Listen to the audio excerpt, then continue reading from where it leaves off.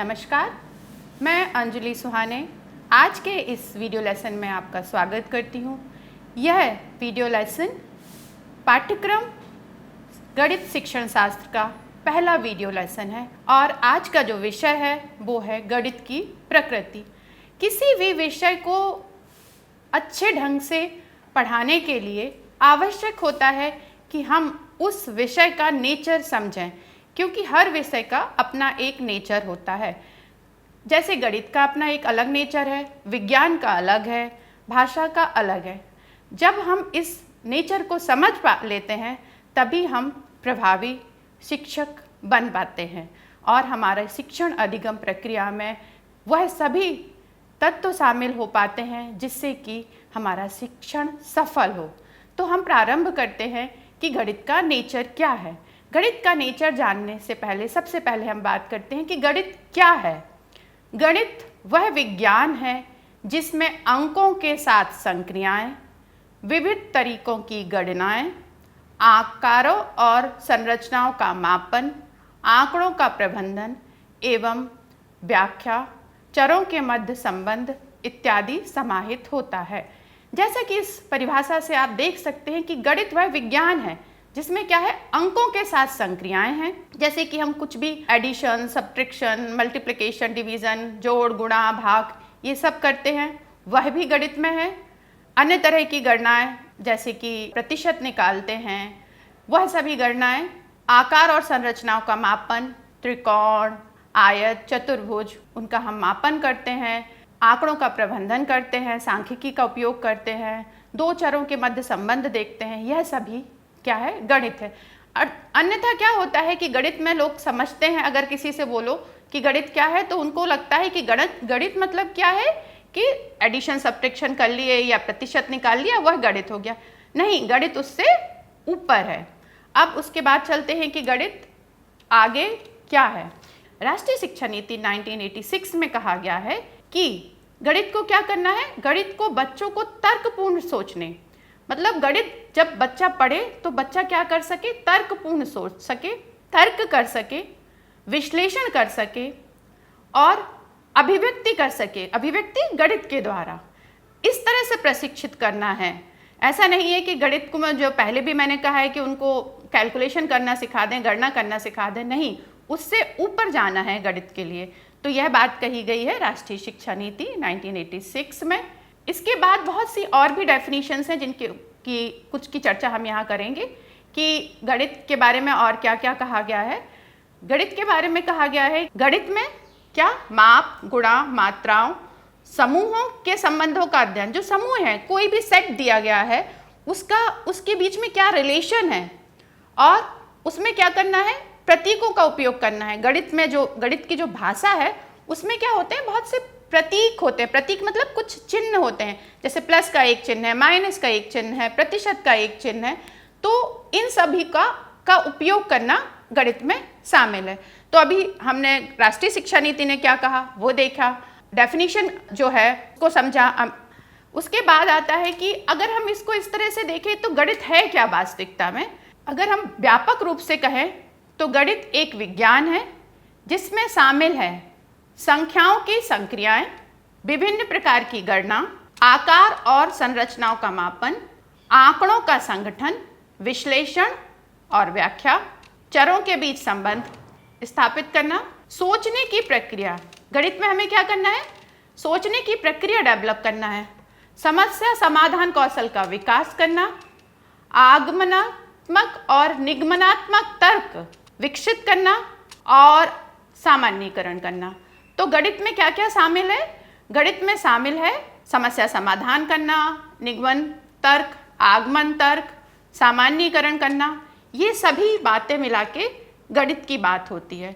इस प्रकार हम कहते हैं कि गणित सभी विज्ञानों की रानी है और सभी विषयों में गणित उपस्थित है। क्या, सभी विज्ञानों की रानी है, मतलब उसको बोलते हैं कि जो गणित है, ऐसा कोई विषय नहीं है जिसमें गणित नहीं है। अगर आप साइंस की बात करें, अगर हम फिजिक्स की बात करते हैं तो कोई भी फार्मूला आप देखते हैं उसमें सभी में गणित आता है। अगर हम न्यूटन के लॉ की बात करते हैं तो वहाँ पर भी गणित आता है। अगर हम केमिस्ट्री में बात करते हैं और हम कहते हैं कि इसकी परमाणु संख्या इतनी है, वहाँ पर भी गणित आता है। अगर हम बायोलॉजी में बात करते हैं, कहते हैं कि इसमें इसकी श्वेत रुधिर कणिकाओं की संख्या इतनी है, तो वहाँ पर भी गणित आता है। अगर हम बात करते हैं भूगोल में हम किसी बताते हैं कि इस पर्वत की ऊंचाई इतनी है, तो वहाँ गणित आता है। तो गणित सभी विषयों में समाहित है। ऐसा नहीं है कि हम सिर्फ विज्ञान में है, विज्ञान में भी है, सामाजिक विज्ञान में भी है, इवन हिंदी में भी है, तो सभी में गणित है। इसीलिए गणित जो विषय है उस विषय को कक्षा 1 से पढ़ाना प्रारंभ किया जाता है, क्योंकि गणित के द्वारा बच्चे को जो कहा गया है, तर्क करने की क्षमता हमको विकसित करनी होती है। गणित के द्वारा बच्चे को सोचने की क्षमता विकसित करनी होती है। गणित के द्वारा बच्चे को समस्या समाधान करने की क्षमता विकसित करनी है। इसलिए गणित गणना से अधिक है। अब हम बात करते हैं कि गणित का नेचर क्या है। गणित के नेचर को बात करें तो आप इस स्लाइड में देख सकते हैं कि गणित पहला तर्क संगत है। अभी हम इसको डिटेल में एक एक जो इसके नेचर है उस पर हम डिटेल में बात करेंगे। अभी हम सिर्फ मुख्य बिंदु पर बात करते हैं कि गणित क्या है, तर्क संगत है। गणित में क्या है, अमूर्तता है। गणित की भाषा कैसी है, प्रतीकात्मक है। और गणित की जो संरचनाएं हैं वो सोपान क्रमिक हैं। और गणित में क्या है, शुद्धता है। अगर हम गणित के नेचर को अगर हम बहुत शॉर्ट में बताएं तो क्या है, गणित तर्क संगतता है, गणित में अमूर्तता है, गणितीय भाषा जो प्रतीकात्मक है, सोपानिक संरचनाएं हैं, और गणित में शुद्धता है। अब बात आती है कि सबसे पहले लेते हैं तर्क संगतता। तर्क संगतता से क्या तात्पर्य है, तर्क से क्या मतलब होता है। तर्क आंकड़ों के आधार पर उचित निष्कर्ष निकालने का एक उपकरण है। तर्क आंकड़े, जो भी आंकड़े दिए जाते हैं उसके आधार पर हम एक निष्कर्ष निकालते हैं। जैसे कि आपने देखा होगा बहुत सारे बच्चों के अंदर हम कहते हैं इसका लॉजिकल रीजनिंग बहुत अच्छा है। मतलब वो जो भी उसको कोई भी उसके सामने बहुत सारे सेट्स दिए जाते हैं, समूह दिए गए, उसके आधार पे वो आगे क्या होगा उसके बारे में बता पाता है। दूसरा, किसी विचार को मान्य या अमान्य करने के लिए तर्क नियम और तकनीक प्रदान करता है। आप बहुत सारे बैंकिंग के एग्ज़ाम होते हैं या कोई भी कॉम्पिटिटिव एग्ज़ाम होते हैं, उसमें लॉजिकल रीजनिंग का एक पार्ट जरूर होता है, क्योंकि इसके आधार पर हम देखते हैं कि बच्चा कितना तर्कपूर्ण है। तर्कपूर्ण मतलब वो देख सके कि ये सही है या ये गलत है, ये मान्य है या ये अमान्य है। उसके लिए तर्क क्या करता है, नियम और तकनीक पर बताता है कि इसके आधार पर, देखिए हम किसी भी चीज़ को ऐसे ही अमान्य नहीं कर सकते। उसके लिए ज़रूरी होता है कि हम उसके पीछे का एक रीज़न दें, उसके पीछे का एक तर्क दें। तो तर्क हमको यही समझाता है। यहाँ पर आपको गौर करने की ज़रूरत है। जब आप गणित के नेचर को समझ रहे हैं तो हम गणित में 2 तरह के तर्क का उपयोग करते हैं, आगमनात्मक तर्क और निगमनात्मक तर्क। तो शुरू करते हैं आगमनात्मक तर्क से क्या तात्पर्य है। आगमनात्मक तर्क जो है वह एक ऐसा तर्क है जहाँ पर हम एक विशिष्ट उदाहरण से शुरू करते हैं और एक सामान्यीकरण की ओर जाते हैं। मतलब क्या करेंगे आप कि बहुत सारे एग्जाम्पल्स देंगे और उन एग्जाम्पल के आधार पर हम क्या करेंगे, उसको सामान्यीकृत करेंगे। मतलब हम क्या करेंगे, मूर्त से अमूर्त की तरफ जाएंगे, मतलब कॉन्क्रीट से एब्स्ट्रैक्ट की तरफ जाएंगे और विशेष से सामान्य की ओर बढ़ते हैं। ये आपको बहुत ध्यान से समझिए, क्या करते हैं हम, मूर्त से अमूर्त की तरफ जाते हैं और विशेष से सामान्य की ओर बढ़ते हैं। ठीक है, ये होता है आगमनात्मक तर्क में। इसको मैं बहुत डिटेल में जाऊंगी तो आज का ये लेसन इसी पे ख़त्म हो जाएगा, इसलिए हम इसको बहुत डिटेल में नहीं जाएंगे। इसके लिए आपको एक अलग से वीडियो लेसन है जिसमें हम आगमनात्मक तर्क कैसे होता है उसकी बात करेंगे। आगमनात्मक तर्क में करते क्या है, जो भी आंकड़े दिए हैं उनका अवलोकन करते हैं। उनका अवलोकन करने के बाद पैटर्न को पहचानते हैं, उसकी परिकल्पना तैयार करते हैं और उससे अनुमान लगाते हैं। उसके बाद उसको देखते हैं वह सही है या नहीं। इसको हम एक उदाहरण के द्वारा समझ सकते हैं कि आगमनात्मक तर्क से क्या तात्पर्य है, क्योंकि अगर हम सिर्फ इस तरह से समझाएंगे तो यह बात समझ में नहीं आएगी। आगमनात्मक तर्क से मैं अगर शिक्षक चाहता है कि विद्यार्थियों को ये समझाना कि त्रिभुज के तीनों कोणों का योग 180 होता है, तो उसके लिए वो क्या कर सकता है कि वो कक्षा में विद्यार्थियों को क्या करे, घर से बहुत सारे बोर्ड पे ट्रायंगल्स काट के ला सकता है और हर ट्रायंगल को नाम दे दे A, B, C, D और बच्चों को बोले कि ये ट्रायंगल हैं और उनको कक्षा को समूह में डिवाइड कर दे। और जब वो कक्षा को कई समूह बना दिए बच्चों के 5-6 और एक एक ट्रायंगल दे दे और बच्चों को बोले कि इनके तीनों कोणों को माप करो। आप स्लाइड में देख सकते हैं, यहाँ पर मैंने एक टेबल बनाई है जहाँ पर जो त्रिभुज हैं उनके नाम दिए गए हैं और लिखा है कोण A1, कोण 2 और कोण 3, मतलब त्रिभुज के तीनों कोणों की कितने हैं। तो त्रिभुज के तीनों कोणों की जो भी माप है और आप समूह के एक एक बच्चे को बुलाते हैं और समूह का बच्चा आता है और लिखता है कोण A 50 है, कोण B जो है वो 50 है और कोण जो C है वो 80 है। फिर ऐसे ही सभी बच्चे आते हैं और उनसे उसके बाद बोलते हैं, देखिए आप चौथे कॉलम में देख सकते हैं स्लाइड में कि तीनों का योग कितना है वो लिखना है। तो बच्चे आते हैं, बहुत कक्षा बहुत उत्साहित है और वो आके लिखते हैं कोण A, कोण B और कोण C या कोण 1, कोण 2 और कोण 3 और फिर त्रिभुज के तीनों कोणों का योग लिख देते हैं। बाद में शिक्षक कहता है अब देखो आखिरी वाले कॉलम पर जरा गौर करो, तो बच्चे कहते हैं अरे ये तो सभी 180 हैं। शिक्षक बोलेगा कि आपने क्या निष्कर्ष निकाला, बच्चे बोलेंगे कि तीनों कोणों का योग 180 होता है। तो ये हुआ आगमनात्मक तर्क। निगमनात्मक तर्क आगमनात्मक तर्क से विपरीत है। तो जहां पर हम वहां कहां से शुरू कर रहे थे, वहां विशेष से शुरू कर रहे थे। विशेष मतलब आप एक उदाहरण दे रहे थे, उससे सामान्य की तरफ जा रहे थे। यहाँ पर हम उल्टा चलते हैं, यहाँ सामान्य से विशेष की ओर चलते हैं और अमूर्त से मूर्त की तरफ चलते हैं। सूत्र बताते हैं और फिर उसके उदाहरण बताते हैं। मान यहाँ पर आप एक उदाहरण से देख सकते हैं, जैसे कि यहाँ एक उदाहरण दिया है a⁶ इंटू a⁷। अब इसका सम करें तो क्या इनको करने के लिए यहाँ पर एक जो फॉर्मूला है वो बताया जाएगा कि am into an is equal to am plus n। तो इस तरह से यहाँ एक फॉर्मूला बताया और उस फॉर्मूले के आधार पर उसको सॉल्व करना है। आप इसको स्लाइड पे समझ सकते हैं कि ये किस तरह से सॉल्व किया गया है। इसी तरह मान लीजिए आपको बच्चे को अगर निगमनात्मक तर्क की बात है, अगर ब्याज निकालना है तो आपने फॉर्मूला बता दिया, उसको ब्याज इज इक्वल टू मूलधन गुणे दर गुणे समय अपॉन 100। तो उसके आधार पर उनको कोई उदाहरण दे सकते हैं।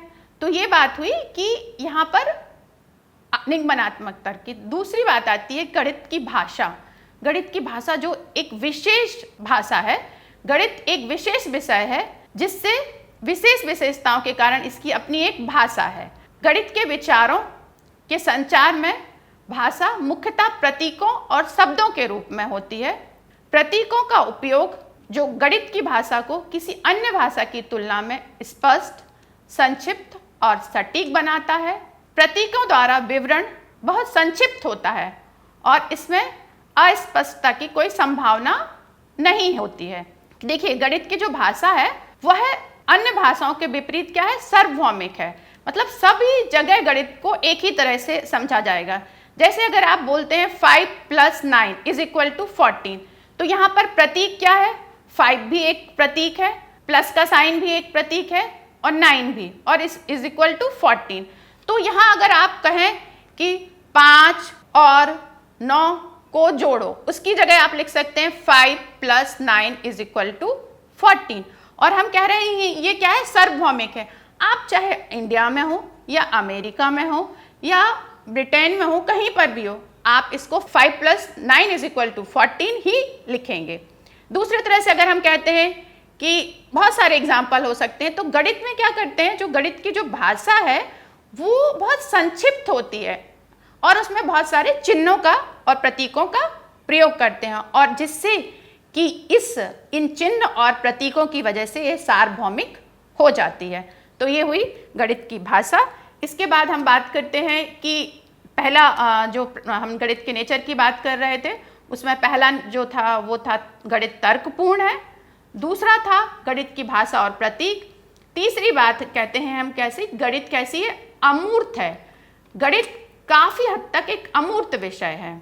गणित अमूर्त है क्योंकि गणित वास्तविक वस्तुओं से संबंधित नहीं है।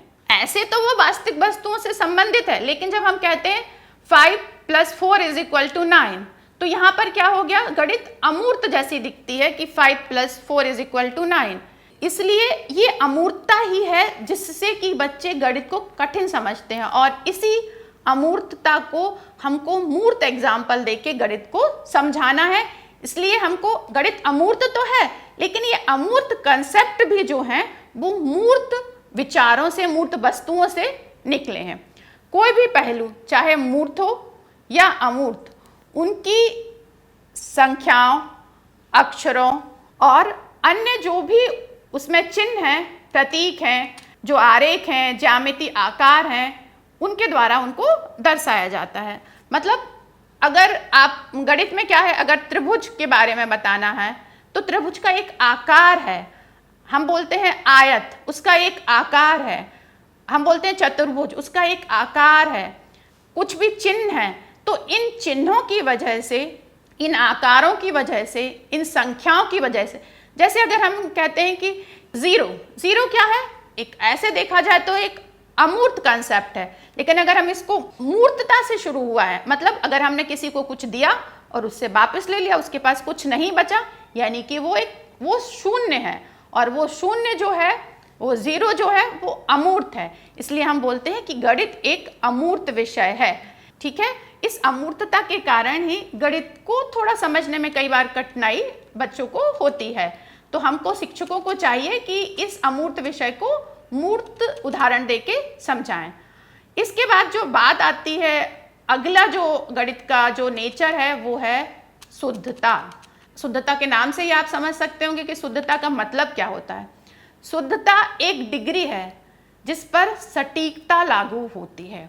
हम कहते हैं कि ये 100% शुद्ध है, 100% है, मतलब यहाँ पर गलती की कोई गुंजाइश ही नहीं है। ये एक सार्वभौमिक है। यहाँ पर जैसे कि हमने पहले भी बोला, अगर आप बोलते हैं कि 10 - 5 = 5, ये आप कहीं पर भी जाइए ये वैसे ही रहेगा। इसलिए गणित की ये शुद्धता है जिससे गणित को एक अलग तरह से, उसका गणित विषय को एक अलग इमेज देती है। यहाँ पर कोई भी किसी भी तरह की असंदिग्धता की गुंजाइश ही नहीं है। ठीक है, तो ये समझना है आपको कि गणित का जो है ना, वो हमेशा एक ही आंसर होता है। ऐसा नहीं है कि गणित में कभी ये आंसर होगा, कभी वो आंसर होगा। ठीक है, गणित की इसकी शुद्धता के कारण इसे सटीक विज्ञान के रूप में जाना जाता है। कैसा विज्ञान है गणित? एक सटीक विज्ञान के रूप में जानते हैं, क्योंकि ये बहुत शुद्ध है। अगर आप गोले की कोई परिभाषा बताते हो तो वो वही रहेगी हमेशा, उसमें कोई परिवर्तन नहीं आएगा। अगर आप आयत के क्षेत्रफल की बात करते हो तो वह वही रहेगा, इसमें कोई परिवर्तन नहीं आएगा। तो ये होता है उसकी शुद्धता। तो गणित का जो विषय है बहुत शुद्ध, गणित में जो भी आंसर होते हैं वो शुद्ध होते हैं, मतलब वो उसमें प्रिसाइजली होते हैं। फिर कहते हैं गणित का जो कथन है वो असंदिग्ध होते हैं। असंदिग्ध मतलब उसमें कोई संदिग्धता की गुंजाइश ही नहीं होती। आपने कहा कि 2 विषम संख्याओं का योग सम होता है, एक कथन है, 2 विषम संख्याओं का योग सम होता है। अब आपने 2 विषम संख्याएं ली, 5 + 5 तो 10 होगा, 5 + 7 तो 12 हुआ, 7 + 9 तो 16 हुआ। तो ये जो आपने कथन हम बोला कि 2 विषम संख्याओं का योग सम होता है, और इसको अगर हमने कितने भी एग्जाम्पल से देखा वो हमेशा सम ही आया, यानी कि ये कथन कैसे होते हैं? असंदिग्ध हैं। गणित के बारे में हमने जो भी कथन कहे वो कैसे हो जाते हैं? असंदिग्ध होते हैं।